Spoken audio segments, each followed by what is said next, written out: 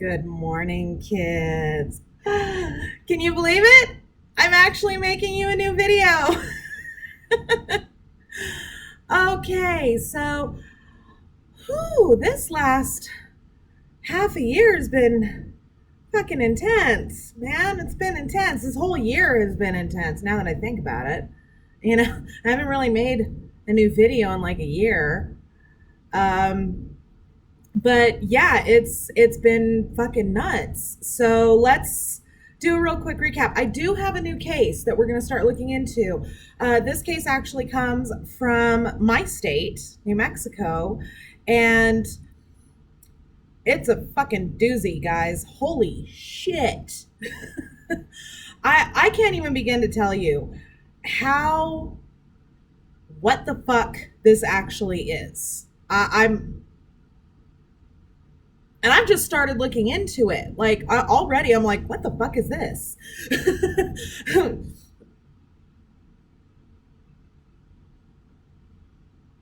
But, nothing should fucking surprise me, really.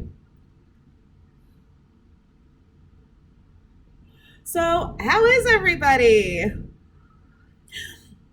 How did things go for you guys during the pandemic? Guys, why? Why? Why?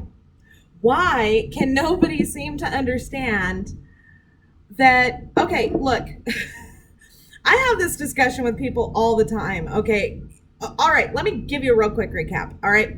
So, since the last time I saw you, I have moved to Albuquerque. I moved to Albuquerque because my thought process was, maybe moving when I actually get accepted to law school is a bad idea, because then I have to move, I have to settle into a new spot, I have to settle into a new job because, girls got to eat.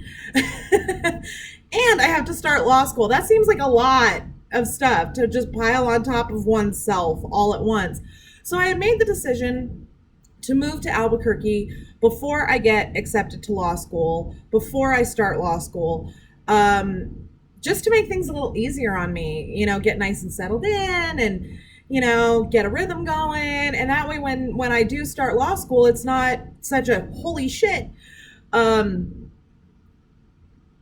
that's the reason why I took down the channel, is I was waiting until I got accepted to law school. And no, I did not get accepted this time around. I actually got rejected from both of my choices, but for good reason. Both rejections came back with, we simply do not have the slot. So that was a timing issue.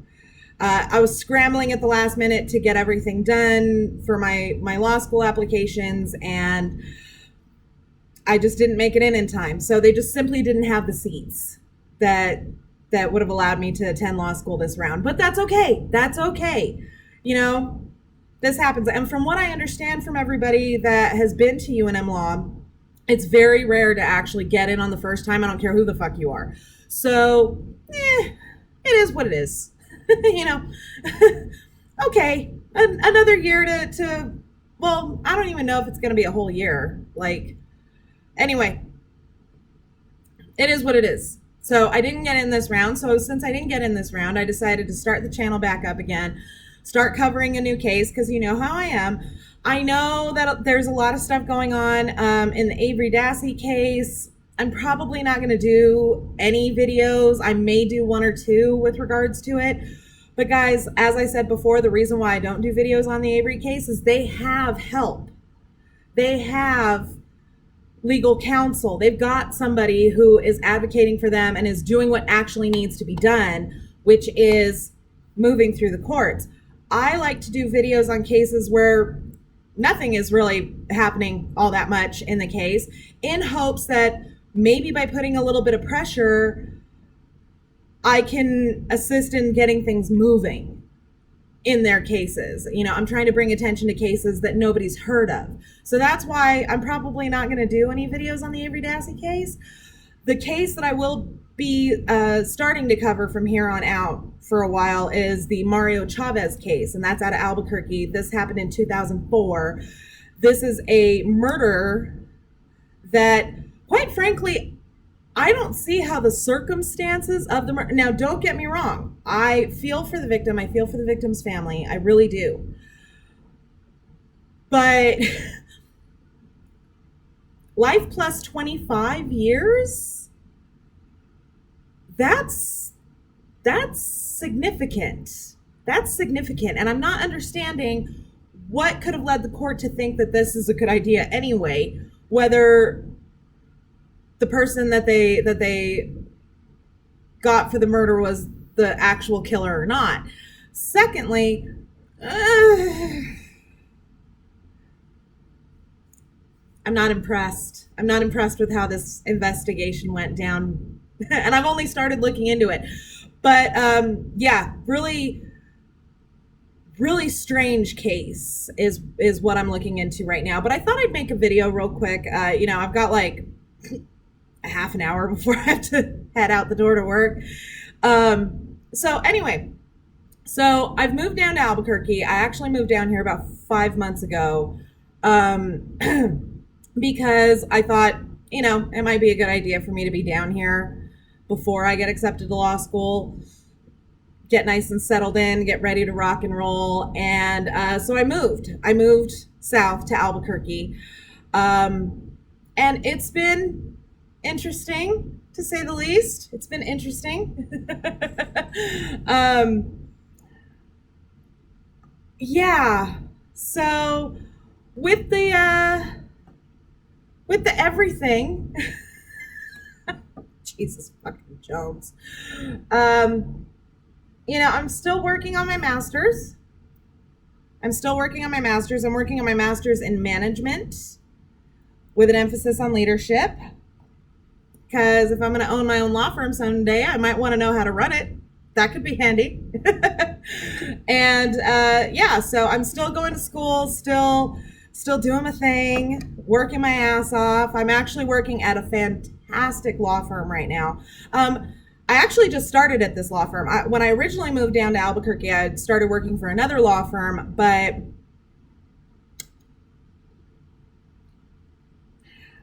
me and the boss did not get along, and I had no. I guess I'm just a little straightforward for people, and that can really throw a lot of people off. And the groove wasn't there. Being employed, especially in a field such as law, when you're working as a paralegal or a legal assistant, and your job is directly to support that attorney, that relationship is not unlike a marriage in a lot of ways. You have got to get along with your attorney. You and your attorney have to be a team in a lot of ways.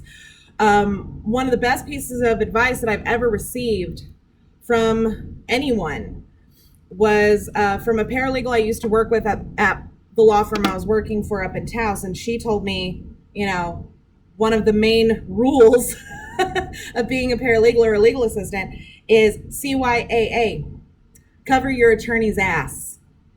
That's literally your job. And so in order for you to really do that job correctly, you have to get along with your attorney. You guys are a team, so with this last attorney that I was working with, we didn't gel. It just did not work out very well. I wish him all the best. I really do, because he's a good attorney. He's a damn fine attorney. Just we didn't get along. But the law firm that I'm working for now is fantastic. It's freaking amazing. Like, I can't even begin to tell you how different the energy shift is. And just, I love it. I'm totally enjoying my job. And I'm learning a lot. I'm learning an awful lot. The lead attorney there is amazing, really knows his stuff. All of his staff is amazing. They really know their stuff, so here I am, like, trying to play catch up, because things are a little different when you go from jurisdiction to jurisdiction to jurisdiction. Each court is picky about how things are done. Indeed, each judge is picky about how things are done. So it's taking me a little bit to find my groove, but find my groove I shall. So that happened. I moved south. As a lot of you know, my ex-husband is the one who is homeschooling the children, and we will continue to homeschool the kids until you motherfuckers learn how to wash your hands and wear a fucking mask.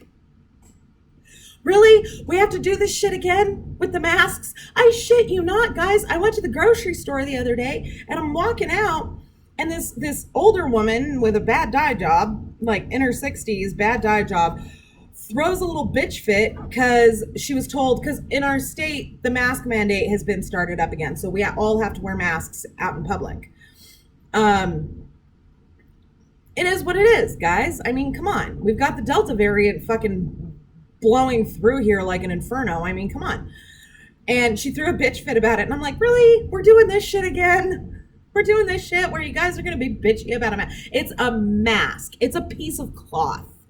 Okay, just over your face. Shit, I've been looking for an excuse to hide half my face for most of my life anyway. You're really gonna bitch about this? Like, come on, guys, just wear the damn mask. It's not a big deal. You know, okay, but this is what I was originally gonna say. You know, when you work in the legal field, and when you work in really any specialized industry, but I'm gonna speak specifically to the legal field because it's what I do. You always get those people that try to pull the whole customer is always right bullshit. And I'm like, motherfucker, this is not Macy's. You're not buying a pair of Duckers, okay? I don't know what they sell at Macy's. I don't fucking care. You're not, yes, my air conditioner just went off. That's like my one drawback for my apartment is that my air conditioner sounds like a jet engine. I have to crank up the TV to be able to hear it. Anyway, this is not a retail situation where the customer is always right. Okay, you are paying an attorney for a reason. It's because they went to school and they know how things go. So you're literally paying them for their knowledge of the law to help you through your legal issue. It's the same thing with doctors, okay? These people went to years of school. I don't even know how many years it takes to become a doctor. If I recall correctly, it's like first you have to have a bachelor's, then you have to do med school, which I don't even know how many years that takes. I think it's like 3 or 4, depending on your specialty. And then on top of that, you have to do like X amount of hours of a residency or something. Like there's a lot of training that goes into being a doctor. On top of that, when you work in this kind of a specialized area, law, medicine, shit like that, I know that in the legal field, you have to do continuing education. You have to do X amount of hours of continuing legal education every year. So I would assume that it's the same for doctors. They have to, do continuing legal or continuing medical education, X amount of hours every year. So we're talking about people that are constantly learning, constantly testing their knowledge, constantly blah, okay? Why in the fuck are you people not listening to the people that actually have an education in this shit? If my fucking engine goes out on my car, I'm not going to take it to a shoe shop. Hey, fix my car. Okay, I'm going to take it to a mechanic. Now, this is very true in the medical field as well as the legal field, the shoe world, every world. Just because that person has been trained or educated doesn't mean that they're the best at what they do. You're always going to get shitty lawyers, just like you're going to get shitty doctors, just like you're going to get shitty anything, shitty bankers, shitty whatever, right? But you do not get to the level of prestige like Dr. Fossey if you're a shitty doctor, okay? The fact remains that the COVID-19 virus is still an issue. I'm seeing the exact same pattern with this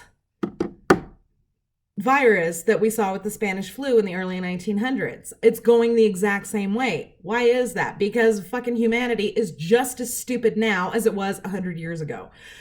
People back then got sick and tired of the washing of the hands and the masks and the social distancing and the blah, blah, blah. And so they stopped doing it. And then the second wave of the Spanish flu mowed everybody to shit.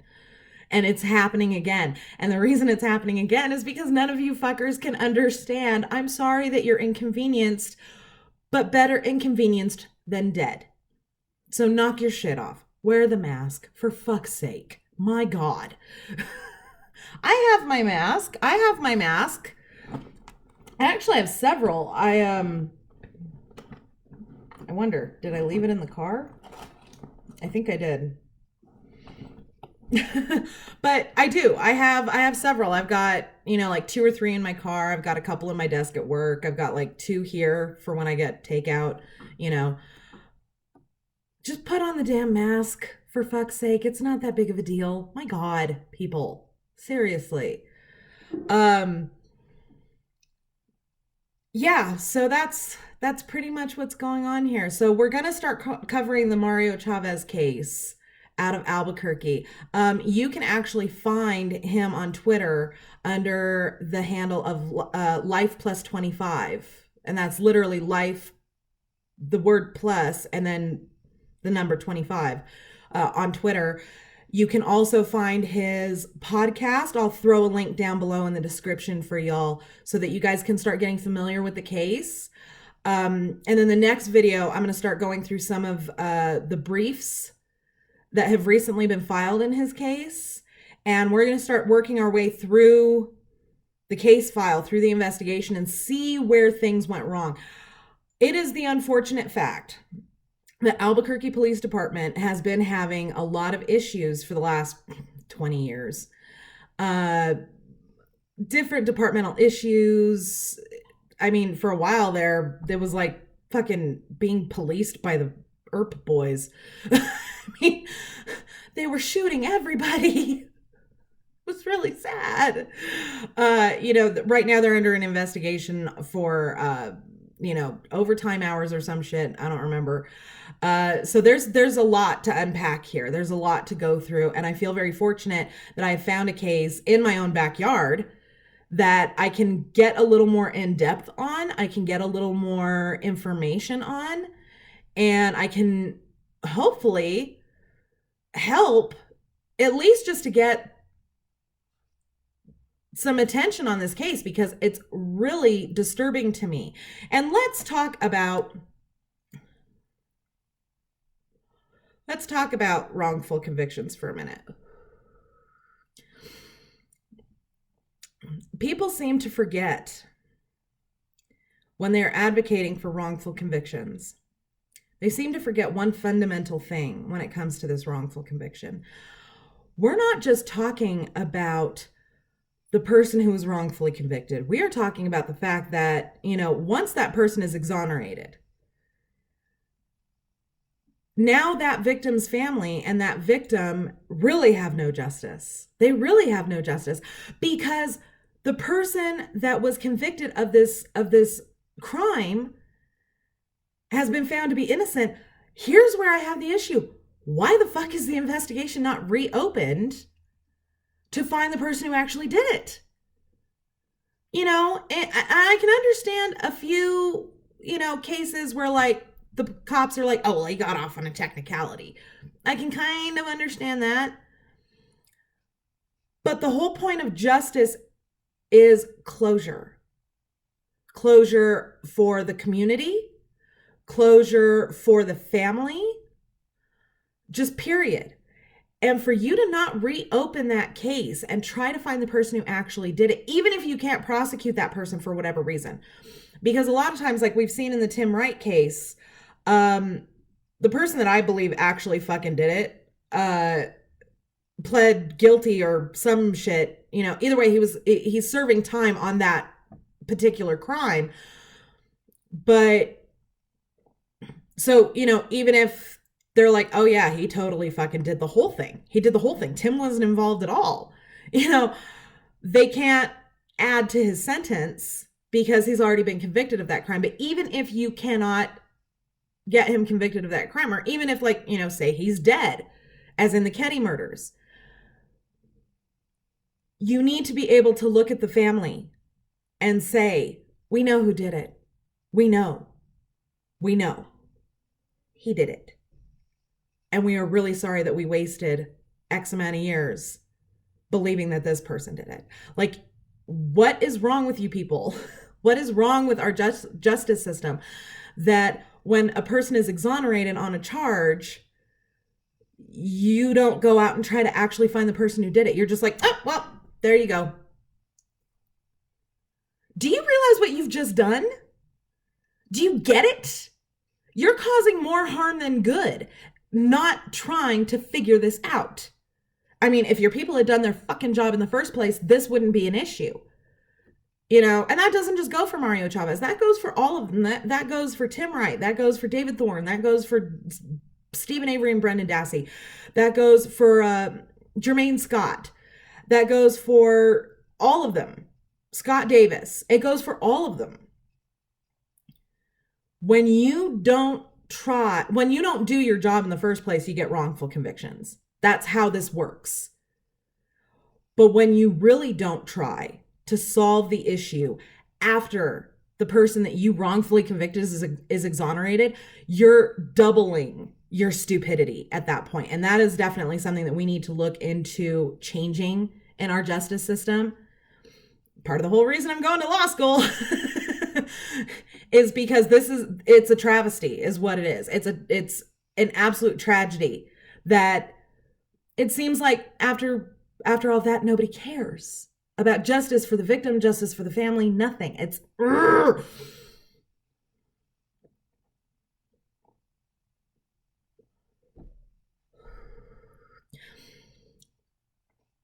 So part of this new series of videos is also us discussing how we can look into stopping wrongful convictions in the first place, before they even happen. How do we stop them? How do we stop this from being such a pandemic of injustice in this country, and indeed the world? Because if you think wrongful convictions are exclusive to the United States, you'd be wrong. Jeez, fuck. Guys, come on. All right, this video is getting long. I need to upload this before I get to work. So we're going to start covering the Mario Chavez case. I'll probably do some research over the weekend, and then we'll start up some videos come Monday. So I love you all. Mama's back. Don't forget to subscribe to me here on YouTube. Don't forget to follow me on Twitter, MamaPhoenix6. And if you boogie on over to the About page here on my channel, you'll find everything from my Pinterest boards to my Facebook fan page. Thank you all very much for watching, and we'll see you soon.